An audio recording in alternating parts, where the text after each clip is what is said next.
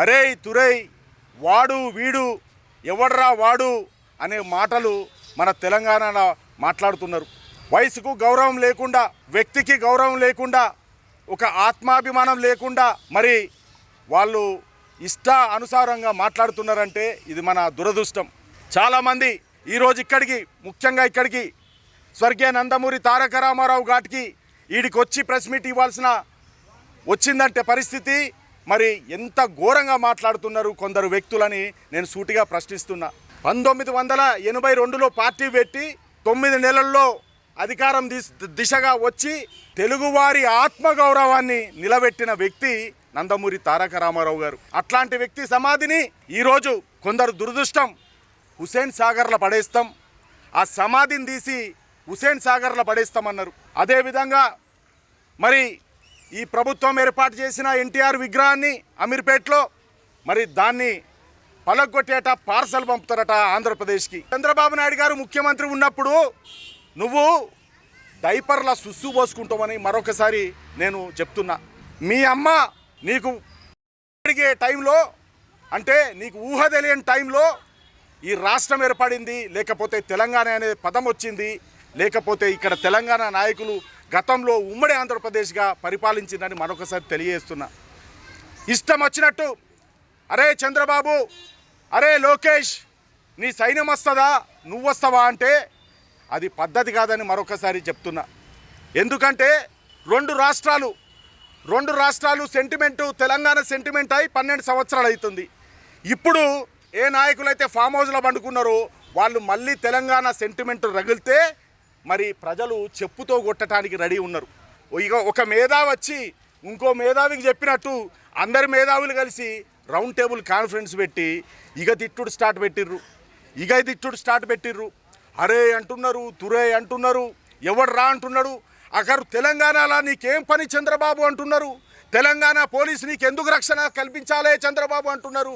అరే ఇది ఎక్కడిది రాబాయ్, ఏం చదువుకున్నారు రాబాయ్ మీరంతా, ఎక్కడికి పోతున్నాం రాబాయ్, ఎన్ని సమస్యలు ఉన్నాయి రాబాయ్ ఈ రాష్ట్రంలో.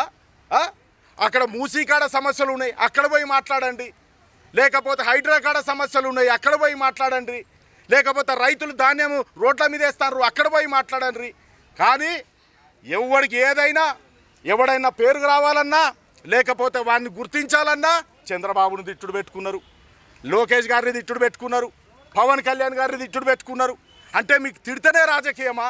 నిన్న చెప్పకనే చెప్పిండు ఆ మనిషి. ఏం చెప్పిండు? మేము త్వరలోనే రాజకీయ పార్టీ పెట్టబోతున్నామని. మరి నువ్వు త్వరలోనే రాజకీయ పార్టీ పెడితే మరి అది సూటిగా చెప్పేది ఉండే. రాజకీయ పార్టీకి వచ్చి కొట్లాడు, ఒక జర్నలిస్టు ముసుగులో, ఒక తెలంగాణ అమరవీరులు కుటుంబాల ముసుగులో, లేకపోతే మేము ఉద్యమకారుల ముసుగులో నువ్వు వచ్చి ఆ రౌండ్ టేబుల్ కాన్ఫరెన్సులు పెట్టి, ఆ సోమాజిగూడ ప్రెస్ క్లబ్ల కాన్ఫరెన్సులు పెట్టి ఇష్టం వచ్చినట్టు తిట్టుకుంటున్నారు. ఒకసారి వాళ్ళు తిడితే ఒకసారి వీళ్ళు తిడితే వాళ్ళు తిడుతున్నారు. సమాజం ఎక్కడ పోతుందని నేను అంటున్నా. ఈ తెలంగాణ గడ్డ మీద తెలుగుదేశం పార్టీ పుట్టింది. ఇక్కడ తెలుగుదేశం పార్టీ హిమాయత్ నగర్ నడి బొడ్డులో పుట్టింది. ఇక్కడ పుట్టింది. తెలుగువారి ఆత్మ గౌరవం గురించి పెట్టింది. మరి ఆత్మ గౌరవం పక్కన పెడితే ఎల్లిగాడొచ్చిండు, మల్లిగాని తిట్టిండు, మల్లిగాడొచ్చిండు, ఎల్లిగాని తిట్టిండు. ఏంద్రాబాయ్ అంటే వ్యక్తులు తిట్టుకున్నారు. బాగున్నది. రాష్ట్రాలను ఎందుకు ముడిపెడుతున్నారా బాయ్? మళ్ళీ తెలంగాణోడు అని ఎందుకు ముడిపెడుతున్నారా? తెలంగాణ వ్యక్తుల గురించి పంచాయతీ రాష్ట్రాలతో ఎందుకు ముడిపెడుతున్నారని నేను అంటున్నా. తెలంగాణ పోలీసులకు మరి చంద్రబాబు నాయుడుకి ఎందుకు రక్షణ కల్పించాలి? అరే నువ్వు చదువుకున్నోనివా, చదువుకోలేదా? నాకైతే అర్థమైతలేదు. ఉమ్మడి ఆంధ్రప్రదేశ్కు ముఖ్యమంత్రిరా, అదొక ప్రోటోకాల్ ఉంటుంది, దానికి ఒక పద్ధతి ఉంటుంది, విధి విధానాలు ఉంటాయి. వాళ్ళు వచ్చి రక్షణ కల్పిస్తారు. అదేవిధంగా వీళ్ళకి ఇక్కడేం పని? శనివారం ఆదివారం వస్తున్నారంటే ఎక్కడికి వస్తున్నారా పోయి? నీ ఇంటికి వస్తున్నారా? శనివారం ఆదివారం వాళ్ళ ఇంటికి పోతున్నారు. వాళ్ళ ఇంటికాడ పోయి వాళ్ళ కుటుంబంతో ఉంటున్నారు. వాళ్ళ వ్యక్తులను కలుసుకుంటున్నారు. వాళ్ళ ఇంట్లోతో టైం స్పెండ్ చేస్తున్నారు. మీకెవడు హక్కు ఇచ్చిండు? తెలంగాణకు రావద్దని మీకెవడు హక్కు ఇచ్చిండు? ఏమనంటే మాకు వాక్ స్వాతంత్రం అంటారు. వాక్ స్వాతంత్రం ఉండాలి. Right of speech, right to speech fundamental రైట్స్లా చదువుకున్నోడు ఎవరికైనా తెలుసు. కానీ అది ఒక వ్యక్తి ఆత్మ గౌరవాన్ని, ఒక వ్యక్తి ఆత్మ అభిమానాన్ని దాన్ని హరిస్తే మాత్రం ఎవడు కూడా పౌరుడు క్షమించడు, ఎవడు కూడా పౌరుడు ఒప్పుకోడు. నేను అదే చెప్తున్నా, మరీ చెప్తున్నా. తిట్టాలంటే నేను కూడా 10 మంది 20 మంది జర్నలిస్టులు కానీ మిత్రులు కానీ ప్రెస్ వాళ్ళని కానీ పిలిచి మా పార్టీ తరఫున నేను కూడా తిట్టచ్చు. నేను తిట్టున్నాను నువ్వు తిట్టుడు కాదు. ఇక్కడ రాష్ట్రాలతోటి ముడిపడి ఉన్న సమస్య అయిపోయింది. మిత్రులారా, ప్రజలు మ్యాండేట్ ఇస్తారు. ప్రజలు ఎవరిని కూర్చోబెట్టాలనే మ్యాండేట్ ఇస్తారు. అరే ఎవరింటికి పోయినా మీకే ప్రాబ్లం. ఇది నచ్చలే అంటే జనాలకు నచ్చలేదు. ప్రెస్ అంటేనే చూస్తేనే అరే వాడు తిడతారా వీడిని తిడతారా, వీడు తిడతారా వాడిని తిడతారా. ఇదా జర్నలిజం అంటే. చిత్రపటంలో పెట్టాలని ముందుకెళ్తుంది అంటే ఇంత వేగంగా పోతా అంటే ఇంకా చరిత్ర తవ్వుకుంటే ఇంకా మన గోతి మనమే తవ్వుకుంటే ఈ రాష్ట్ర ప్రజలకు కానీ ఇక్కడ భావితరాల యువతకు కానీ మనం ఏం భరోసా ఇస్తాం? తిట్టుకునుడు కాదు భరోసా, కొట్టుకునుడు కాదు భరోసా. మనము ముందుకెళ్లాల్సింది ఒక విజన్ తోటి. తెలంగాణ వచ్చింది, తెచ్చుకున్నాం, కొట్లాడిన వాళ్ళు కొట్లాడిర్రు. అమరవీరులు 12 మంది విద్యార్థులు ఎవరైతే అమరులైనరో వాళ్ళకు పాదాభివందనం చేసి నమస్కారం చేశాము. వాళ్ళ కుటుంబాలు ఆదుకున్నాము. అన్ని రకాల ఆ గవర్నమెంట్ కానీ ఈ గవర్నమెంట్ కానీ ఆదుకుంటుంది. కానీ నువ్వు చేసేది మళ్ళీ రెచ్చగొడుతున్నావు. ప్రాంతీయవాదం తెచ్చి మళ్ళీ రెచ్చగొడితే ఖబర్దార్ అంటున్నా. ఆ దల్ పార్టీకి కానీ ఇంకొకటి కానీ మల్లిగాని కానీ ఎల్లిగాని కానీ మరి ఎవరికైనా కూడా చెప్తున్నా, ఇంకొకసారి వాణ్ణి తిట్టుడు వీణ్ణి తిట్టుడు వీణ్ణి తిట్టుడు వాణ్ణి తిడితే మాత్రం మేము కూడా తిట్టుడు స్టార్ట్ చేస్తే మా ఉనికి తెలంగాణ తెలుగుదేశం పార్టీ ఈ కూటమి తోటి ఇక తెలంగాణకి ఎంటర్ అవుతుంది అనగానే ఒక్కొక్కరికి మరి ఎక్కడెక్కడ నడుస్తుందో అర్థమవుతలేదు. మేము ఇంకా ఫీల్డ్ దిగుతే మాత్రం ఎక్కడ కూడా మీ భవిష్యత్తు ఉండదని చెప్తున్నా.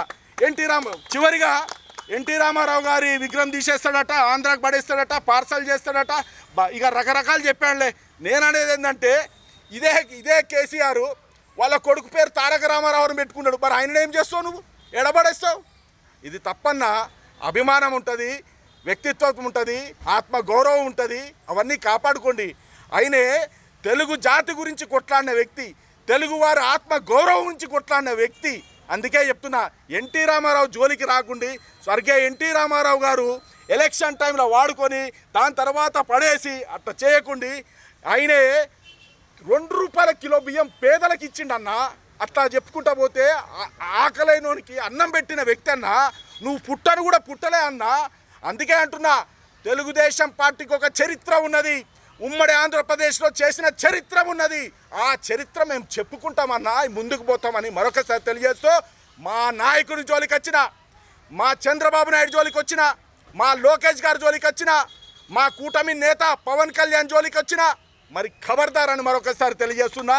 మేము ఇక్కడ తెలంగాణలో పుట్టినాం, మేము ఇక్కడనే రాజకీయం చేస్తున్నాం, మేము ఇక్కడనే ఉన్నాం.